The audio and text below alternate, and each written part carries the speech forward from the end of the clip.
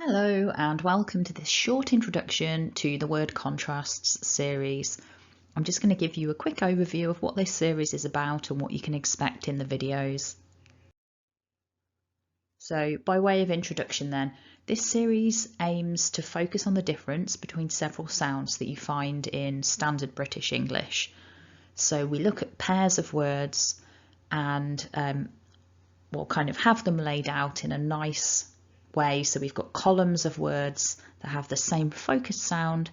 I will say pairs of contrast words out loud so that you can listen and see the words, and then your job is to repeat what you've heard.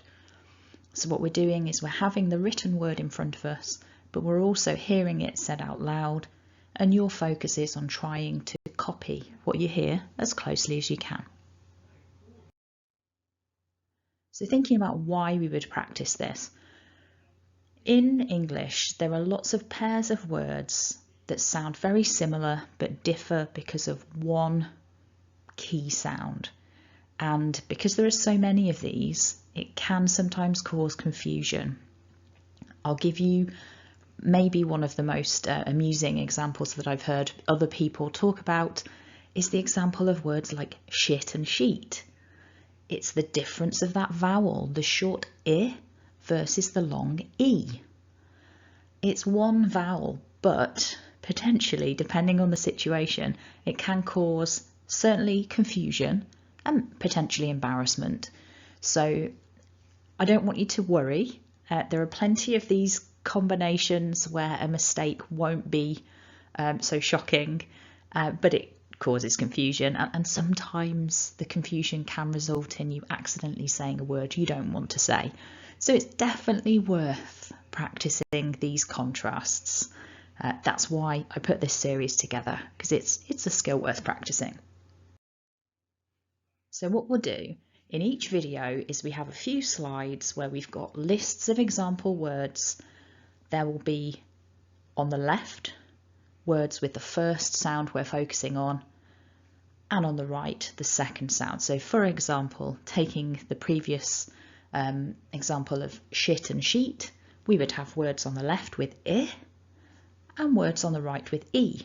And what we would practice is saying the words in pairs, really trying to pull them apart and make them sound different to each other. That's the key thing that we're trying to do.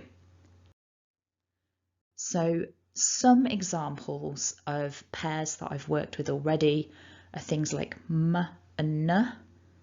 So with words such as mut and nut, t and d, ten, den, for example, e and I, pen, pin, you get the picture.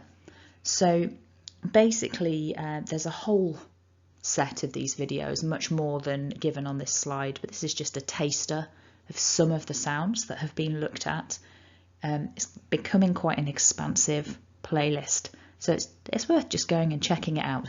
If you've got a couple of sounds that are problematic for you, probably they're already in this playlist, but if they're not, then leave me a comment below this video, request the sounds that you find problematic, and I will add that to my list of future videos. Okay, so if you found that useful, go ahead and hit like, and don't forget to subscribe to stay up to date. And the best thing to do now is to check out that playlist. Go and have a play with some of the different sounds in there. There should be plenty to keep you busy, but as I said before, if you can't find the sound combination that you find problematic, leave me a comment below. Let me know which sounds you want in a future video and I'll put that together. Thanks for watching and have a lovely day.